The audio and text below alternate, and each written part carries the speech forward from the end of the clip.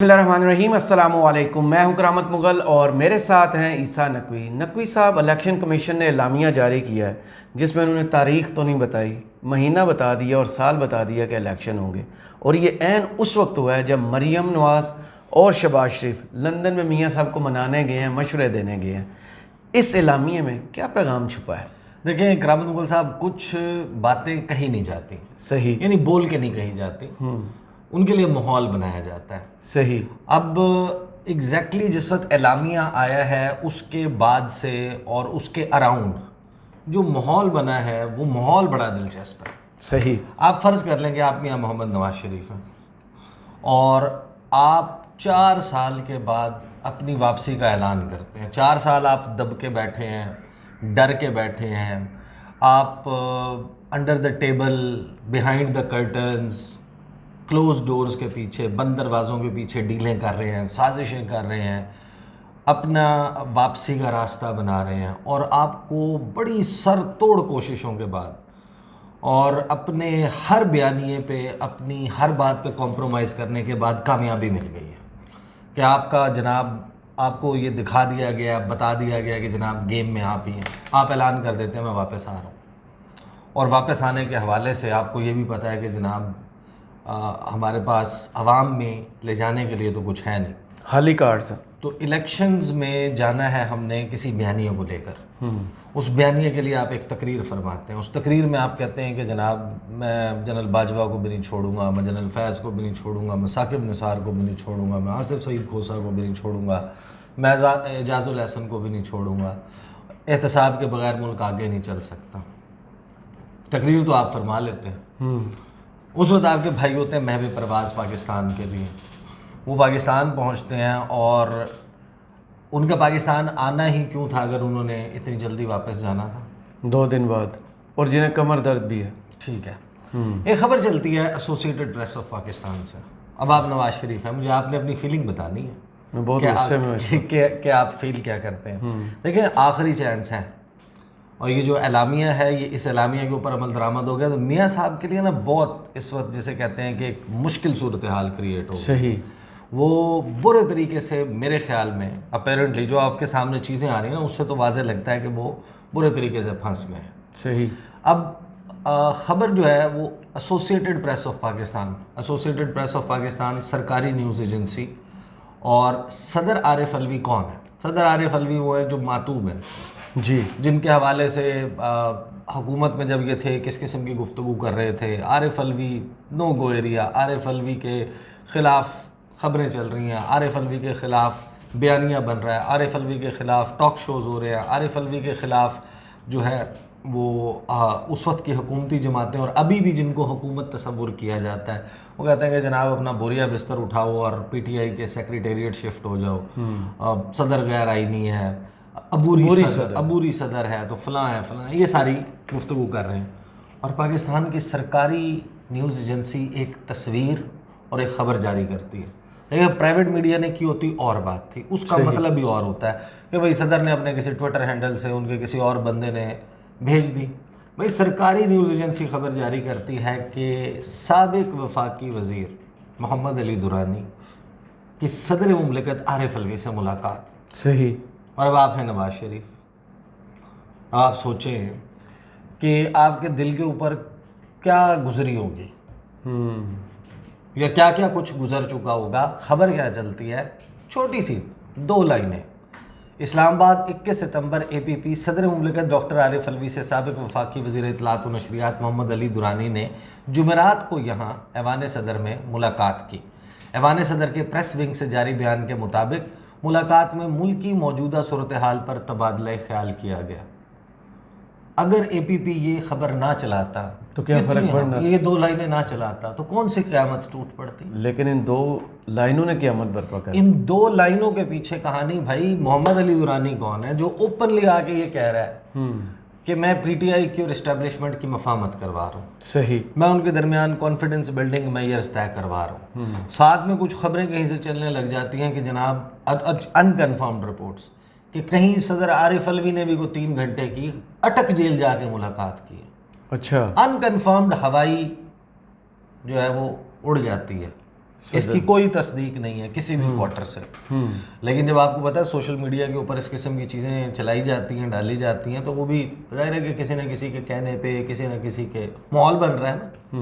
वो माहौल क्या बन रहा है? अब आप सोचें, आप इवन फील्ड डिपार्टमेंट में बैठे हुए, तकरीर आपको किसी ने लिख के दी थी, आपने वो फरमा दी, बहादुर आप साबित करना चाहते हैं ख़ुद को, इतने अरसे से आप लगे हुए हैं। मरियम 28 जनवरी से लेकर अब तक ये साबित कर रही हैं कि शायद इंसानियत की तारीख़ में मियां मोहम्मद नवाज शरीफ से बहादुर कोई लीडर नहीं आया।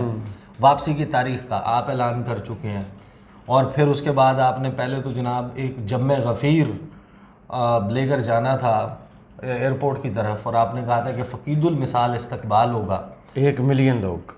फिर आपका वो हल्का फुल्का जब सॉफ्टवेयर अपडेट हुआ, यहाँ से मरियम बीबी और शहबाज शरीफ रवाना हुए, साथ ही क्या हुआ जनाब, मियाँ जावेद लतीफ़ बैठे वसीम बदामी के शो में, वो कहते हैं देखें शादियों का सीज़न है, तालीमी इदारे और ये सब कुछ है, तो हमने फ़ैसला किया है कि सब जो है ना वो वरना रोड पे इस्तकबाल करके चले जाएंगे। तो वो अब वही 4 साल के बाद है आपका लीडर, आप उसके साथ रैली करके चले जाओ ना, नहीं वो रोड पे देखेंगे, वो चले जाएंगे। इसलिए हम उनको मीनार पाकिस्तान बुलाया, मियाँ साहब को मीनार पाकिस्तान बुलाएंगे, चलें आप ये भी करके देख लें। कामरान खान साहब आपको पता है कि वो ट्वीट करते हैं, और उनकी हर ट्वीट दूसरी ट्वीट से बंदे को समझ नहीं आती कि भाई आप कहना क्या चाहते हो, किसके साथ हो, कंफ्यूज्ड। लेकिन जब से army chief general Asim Munir ने कराची और लाहौर में कारोबारी शख्सियात से मुलाकात की है, मुलाकातें की हैं, उन मुलाकातों की जो तफसील सामने आई है, कामरान खान साहब प्राइमरीली मुसलसल ये बात कर रहे हैं इलेक्शन नहीं होने चाहिए। अच्छा, यानी कि मतलब वही है, मकसद वही है कि इलेक्शन नहीं होना चाहिए। इलेक्शन से क्या मिलेगा, इस मामले को जनाब पहले फ़िक्स करें। और आपस की बात है, आप ये देखें ना, ये डंडे के बगैर तो चीज़ें सीधी होती नहीं हैं। ये शहबाज शरीफ और उनके साथ वाली जो जमातें हैं, इन्होंने गुज़श्ता अगर क्रैक डाउन करके डंडे के ज़ोर से डॉलर का रेट नीचे आ सकता था, तो पीडीएम क्यों नहीं लेके आई? आप किस मर्ज़ की दवा थे? कामरान खान साहब के 2 ट्वीट्स बताता हूँ, और फिर मैं आपको बताता हूँ कि टेक्निकली जो इलेक्शन कमीशन ऑफ पाकिस्तान का एलामिया है, उस एलामिये के मुताबिक मियाँ मोहम्मद नवाज शरीफ को क्या करना होगा। अब मैं अपने आप को करामत मुगल समझ लूँ? That is very important. नहीं, आप अपने आप को करामत मुगल ना समझे, आप मुझे कामरान खान के ट्वीट्स सुन के बताएं कि आप कैसा फील कर रहे हैं। कामरान खान साहब जो है ना, वो ट्वीट करते हैं कि Pakistan doesn't want an election just for the heck of it, कि सिर्फ इलेक्शन बराए इलेक्शन नहीं चाहिए पाकिस्तान को जी। Elections announced today for the end of January would be a futile exercise if they weren't free, fair and transparent, कि कोई फ़ायदा नहीं होगा ऐसे इलेक्शन का जनवरी के आखिर में जो साफ शफाफ और आज़ादाना इंतखाबात ना हो। और आपको पता है कि इस वक्त कोई नाइट मेयर है ना, कोई डरावना तरीन ख्वाब है नून लीग के लिए ये हो सकता है, वो ये कि फ्री एंड फेयर इलेक्शन हो जाए, ट्रांसपेरेंट इलेक्शन हो जाए। आपको पता है वाइप आउट हो जाएंगे, they will cease to exist politically, absolutely, जिसे कहते हैं ज़मानतें ज़ब्त होना। भाई बड़े बड़े लोग जो मियाँ साहब को गुरु मानते हैं पाकिस्तानी पॉलिटिक्स का, जो मियाँ साहब को समझते हैं कि वो पंजाब की सियासत का बेताज बादशाह है, शहनशाह है, जो ये समझते हैं कि मियाँ मोहम्मद नवाज शरीफ का वो स्ट्रॉन्ग किला है पंजाब जहाँ से उनके पैर कोई नहीं उखाड़ सकता। सही। वो पता क्या कह रहे हैं, मियाँ साहब रिस्क ना लेना चाहिए, घर से हारेंगे, ये कहा जा रहा है मियाँ साहब को, सीधे जेल जाओगे। सबको पता है। देखें ये सारे दोबारा ये कहानी देखें। अब आगे वो क्या कहते हैं, वो कहते हैं कि पाकिस्तान अफोर्ड नहीं कर सकता इस वक्त एक इवेंट जिसको इलेक्शन कहा जाता है, जहाँ पर हर पॉलिटिकल पार्टी को बराबर हमवार एक जैसा मैदान ना मिले कि वो अपने कैंडिडेट्स और वो फिर अपनी कैंपेन जो है वो चला सकें। ऐसे इलेक्शन की इस मुल्क को कोई ज़रूरत नहीं है। पाकिस्तान को ऐसे इलेक्शंस चाहिए जिनकी साख हो, क्रेडिबल हो, और जिसमें वो जो माजी वाली रवायत है वो ना दोहराई जाए। Rigged, unfair and largely बायकॉटेड elections अगर होते हैं तो फिर वो इकॉनमी का फट्टा जो है ना वो बिल्कुल ही बिठा देंगे। ऑलरेडी जो पाकिस्तान की इस वक्त कौमी इत्तेहाद है वो वीक है, फ्रेजाइल है, कमज़ोर है और उसमें बड़ी कारी ज़रब लगा सकता है इस किस्म का इलेक्शन। तो वो कहते हैं कि ये डिज़ास्ट्रस होगा, तबाहकुन होगा इंस्टीट्यूशंस के लिए भी, जो इस वक्त इमेज रिस्टोर करने की कोशिश कर रहे हैं अपना, उनके लिए भी डिज़ास्ट्रस होगा कि आप ऑलरेडी हदफ तनकीद हैं और एक ऐसा इलेक्शन करवा दें इमरान खान को आउट करने के लिए, नवाज़ शरीफ को इन करने के लिए। वो भाई पहले एक सर्वे करा के देख तो लो लोगों का क्या राय है, फिर आप जितवा देना उनको। वही सर्वे तो हैं जो रोक रहे हैं। चेक तो कर लो कि आपके, अच्छा फिर कामरान खान साहब का एक उर्दू वाला ट्वीट भी सुन लो। मिशन रोको इनकलाब रोको, शहबाज शरीफ को उल्टे पांव लौटना पड़ा। 1 माह लंदन क़याम के बाद पाकिस्तान पहुंचे तो मालूम हुआ नवाज शरीफ इनकलाब की नवीद दे चुके थे। कौम को क़यामत खेज़ इक़्तिदार में वापसी, चौथी बार वज़ीर आज़म बनने की तहरीरी गारंटी के साथ तहलका खेज़ अज़म का इज़हार करके कर रहे थे कि इक़्तिदार में वापस आते ही फ़लाँ फ़लाँ फ़लाँ फ़लाँ इनके ख़िलाफ़, इनको कैफरे किरदार तक पहुँचाएंगे, बाजवाजन फैज़ में। वो उसके हवाले से उन्होंने कहा कि ये भाई इस मौजू पर शहबाज शरीफ मरीम नवाज़ की मिन्नत समाजत काम आती है, ये नवाज़ शरीफ इनकलाबी अज़ाइम पर रहते हैं या फरामोश कर देते हैं। ये इसके हवाले से कामरान खान साहब की ट्वीट्स जो हैं वो भी पहुंच रही हैं। माहौल पूरा बनना शुरू हो गया। इसी दौरान होता है इलेक्शन कमीशन का इजलास। इलेक्शन कमीशन ऑफ पाकिस्तान जो टस से मस नहीं हो रहा था, जो बिल्कुल अश्योरेंस दे चुका था, बार बार मुस्लिम लीग नवाज कह रही थी फरवरी में इलेक्शन होगा, मिड फरवरी के बाद इलेक्शन होगा। वो मीटिंग के बाद इलेक्शन के लिए एक एलामिया जारी करता है, उसका कोई लीगल स्टेटस नहीं है। सही, वो एलामिया इलेक्शन शेड्यूल नहीं है, सिर्फ ये है कि जनाब आपने तो कहा था और आप फिर भी इलेक्शन नहीं करवा रहे। फॉर एग्जांपल अगर हम जनवरी की बात कर लें कि जनवरी के तो सदर साहब ने ख़त लिखा था, उसके जवाब में इन्होंने कुछ ना कुछ करना ही था। अब मान लेंगे जनाब जनवरी के आखिरी हफ्ते में इलेक्शन होने हैं, तो उस सूरत में क्या है मियाँ साहब के लिए, और नहीं होते और प्रोलॉन्ग हो जाता है तो फिर क्या होता है। सही, ये ना होना कि मियाँ साहब आएँ और यहाँ पर फिर इलेक्शन गुम ही हो जाए। ऐवान सदर सुप्रीम कोर्ट और इलेक्शन कमीशन के दरमियान वो कहेंगे कहाँ गया इलेक्शन, वो कहें ऐवान सदर से ले, ऐवान सदर को कहेंगे कहाँ गया इलेक्शन, इलेक्शन कमीशन से ले, दोनों कहें कहाँ, अब कहाँ से लें, सुप्रीम कोर्ट से। सुप्रीम कोर्ट कहे कि तुम लोग किस मर्ज की दबाव कि थोड़ा काम ही सही करना है, और वहीं पर जो है वो ये सारा काम खराब हो जाए। देखें उन्होंने जो अपना जारी किया है शेड्यूल नहीं कहेंगे आप इसको, ये शेड्यूल नहीं है, ये ऐलान है। शेड्यूल होता है नोटिफिकेशन, जी। उसका गजट नोटिफिकेशन जारी होता है कि फ़लाँ तारीख को इलेक्शन होगा, ये इलेक्शन शेड्यूल है। इलेक्शन का कमीशन ने जनवरी 2024 में आम इंतखाबात करवाने का ऐलान किया। कहा गया कि जनाब 27 सितंबर को हल्का बंदियों की इब्तदाई फहरिस्त आवेज़ा कर दी जाएगी, शाया कर दी जाएगी, और एतराज़ात और तजावीज़ की समाअत के बाद 30 नवंबर को हतमी फहरिस्त जारी की जाएगी। और साथ ही ये कहा कि हतमी फहरिस्त जारी होते ही फौरी तौर पे 54 दिन का इलेक्शन शेड्यूल जारी कर दिया जाएगा 30 नवंबर के बाद, यानी दिसंबर जी, और से आगे आप जाएं तो 23 जनवरी बनती है। आप एक दिन आगे पीछे कर लें, इस इतवार को आ जाएं या अगले इतवार को चले जाएं, तो यही बात बनती है कि 23 से लेके 28-29 के दरमियान जो है वो इलेक्शन होना है। अब मियाँ मोहम्मद नवाज शरीफ को इस हिसाब से हर सूरत में अगर उन्होंने चौथी मरतबा वज़ीर आज़म बनना है, अगर उन्होंने इलेक्शन लड़ना है, अगर उन्होंने इलेक्शन कैंपेन को लीड करना है, तो उन्हें दिसंबर की 6 तारीख से पहले अपने ऊपर मौजूद तमाम केसेस नाअहली ख़त्म करवानी पड़ेगी। सही, अपनी कन्विक्शन, अपनी सज़ा, इससे मियाँ साहब को छुटकारा लेना होगा। सही, अगर वो ऐसा नहीं कर पाते तो वो आ सकते हैं, आ जाएंगे, हो सकता है कि वो जेल में भी ना हो, कोई एक आधे मुकदमे में रिलैक्सेशन मिल जाए, लेकिन और में फंसे नहीं हो, नाअहली ख़त्म ना हो, बार उनके ऊपर एक मौजूद हो। तो नायब ने काम तो शुरू कर दिया।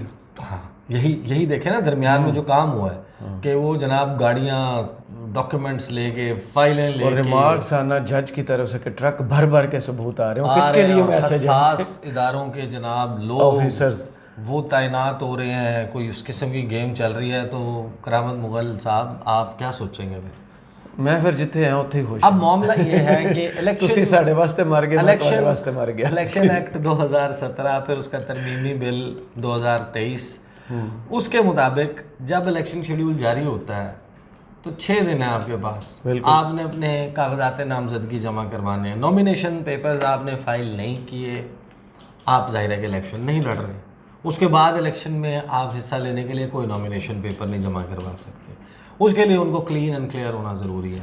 तो टेक्निकली अब फंस कैसे गए हैं, 21 अक्टूबर को आए तो ये सारी गारंटीज़ ये चीज़ें मौजूद नहीं है, एक मरतबा फिर फ़िज़ा उनके लिए अनसर्टन हो चुकी है। सही।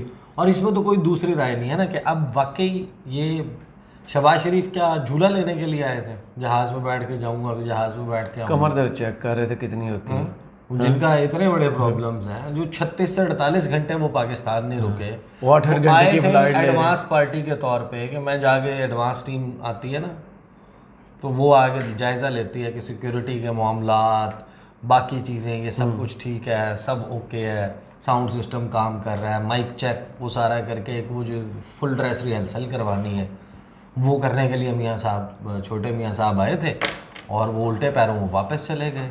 उनकी भतीजी जो है वो भी चली गई, उनके दरमियान भी, और उनकी कुछ लोगों से मुलाकातों की खबरें भी घर में।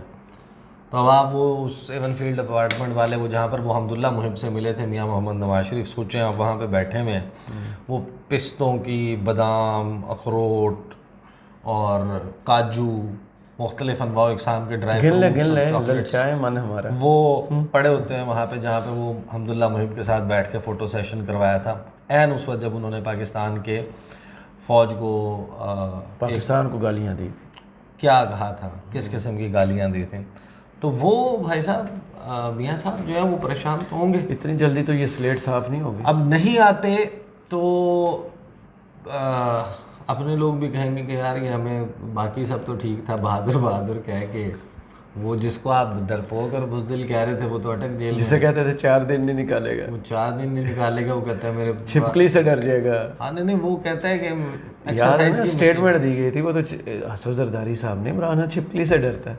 अच्छा ये उसने कहा होता है इंटरव्यू, बहरहाल वो कहता है कि मेरे पास वो एक्सरसाइज वाली मशीनें भेज दो, और उनकी लीगल टीम को इतना भरोसा है कि उसने बाहर नहीं आना खान साहब ने। आप भी ये बोलते नहीं है, उन्हें बार बार याद दिलाते हैं कि कुकड़ खाने के लिए आपने पैसे इतने जमा 80-85 हज़ार रुपए जमा कराती है जेल के अकाउंट में कि भाई अभी चलती रहेगी, अब हर वक्त तो नहीं मुर्गी खा रहे ना।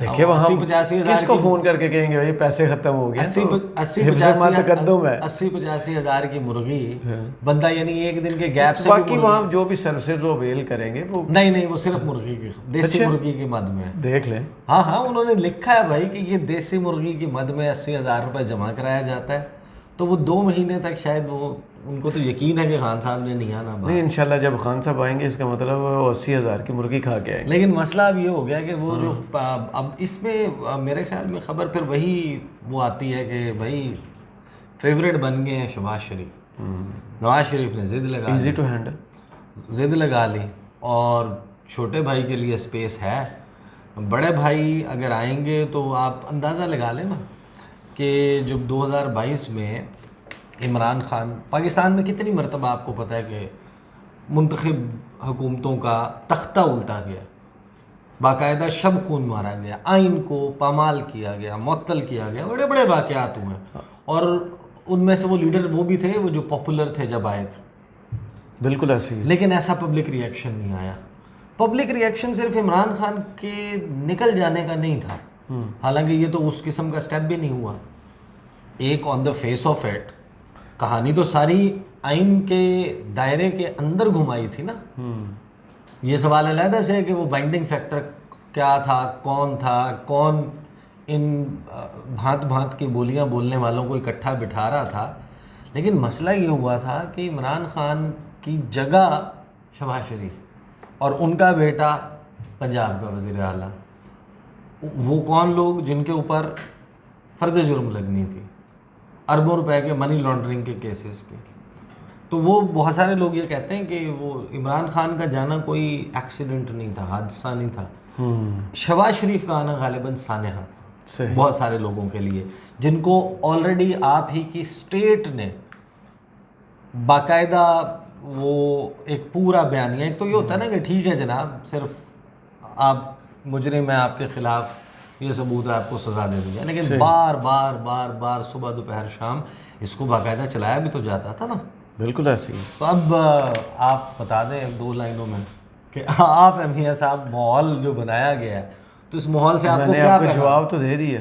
उस इस माहौल से तो मियाँ साहब का यही कहना बनता है ना, उधर खड़े हो सीधा सके तुसी मेरे वास्ते मर गए, मैं ਤੁਹਾਡੇ वास्ते मर गया, मेरी जान छो। नहीं, वो ये है कि उसके लिए मियां साहब जो है ना, उन्होंने बड़े सियाने आदमी हैं। उनको पैगाम ये गया है, जागते रहना, साढ़े दिन रहना। बिल्कुल ऐसे ही है। चलें, बहुत शुक्रिया ईसा नकवी आपके तज़किए का। कमेंट्स बॉक्स में ज़रूर बताइए वीडियो आपको कैसी लगी। इजाज़त दीजिए, अल्लाह हाफिज़।